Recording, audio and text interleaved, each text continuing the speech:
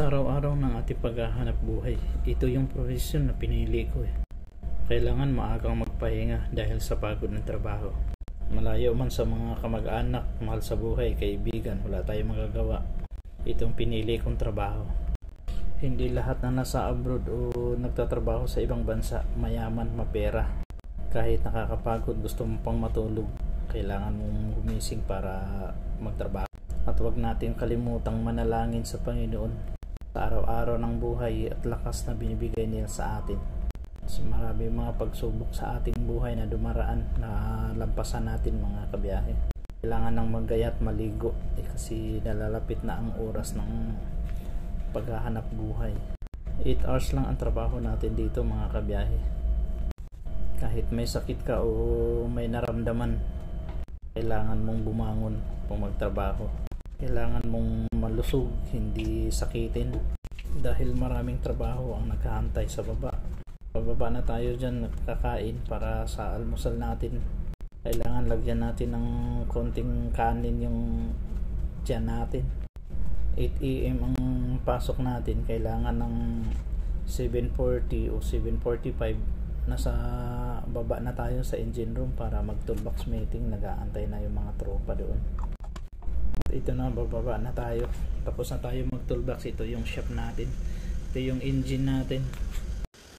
Nasa taas kasi yung trabaho natin, kaya puntahan muna natin, tapusin natin mga kabiyahe. Ito yung steering gear natin, yung fire pump sa baba. Ito yung steering gear natin. Ayan.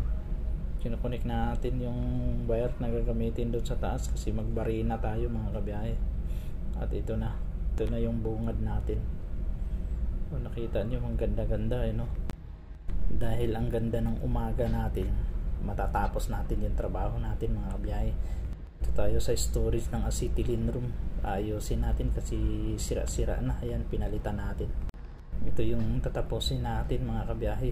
Sa mga nagtatanong kung anong trabaho ko dito, Peter Welder Machinist po tayo mga kabiyahe.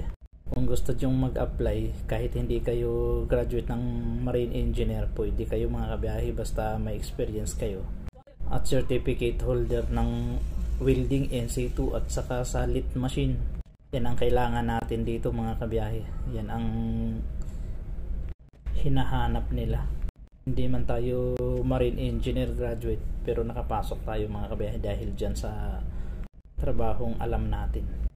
So nagtatarong delikado ang trabaho dahil nasa dagat palutang-lutang. Delikado talaga. Basta mga kabiyahe, dito tayo naglalayag pa rin sa gitna ng karagatan. Ito, kikita nyo mga bagong pintura, repair, sasag natin.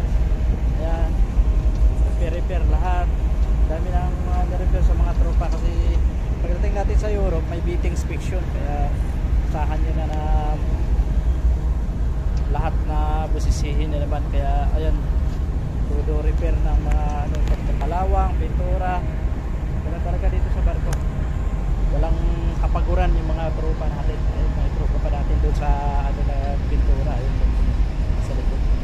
Shout out sa TFB Taguig Friendly Bikers at sa Dong IB Community, shout out. At saka sa darating na June may live tayo ulit.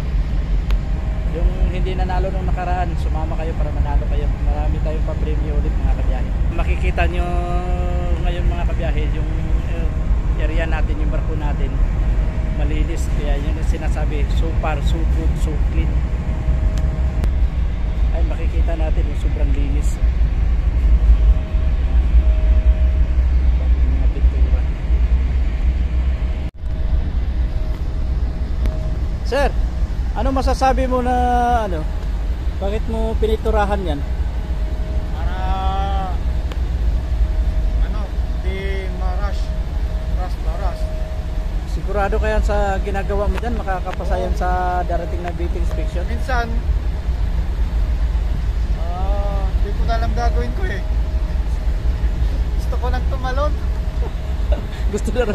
gusto na raw dyan tumalon sa daming pinipinturahan niya. Alam nyo ba mga kabiyahe, nag-iisa lang yan dito, nagpipintura. Kaya mga naman, ang daming pininturahan. Ang sipag na bata niyan, dapat yan promoted na to chief meet eh. soon as possible, promoted ka na chief mate. Ano naman to, papasa sa inspection to. Papasa. Investment din yan, investment mga kabiyahe. Tigo. Sa ngayon maganda yung panahon natin, hindi mainit, makulimlim ng konti. Ayan, medyo malon-alon ng konti. Ito yung kaganapan natin dito. Kung tinitingnan mo yung tubig, parang ang sarap maligo, sarap tumalon. Pag tumalon ka dyan, 50-50 ka na mabuhay.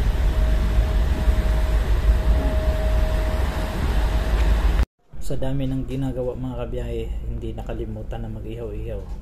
At tara na mga kabiyahe, arat na!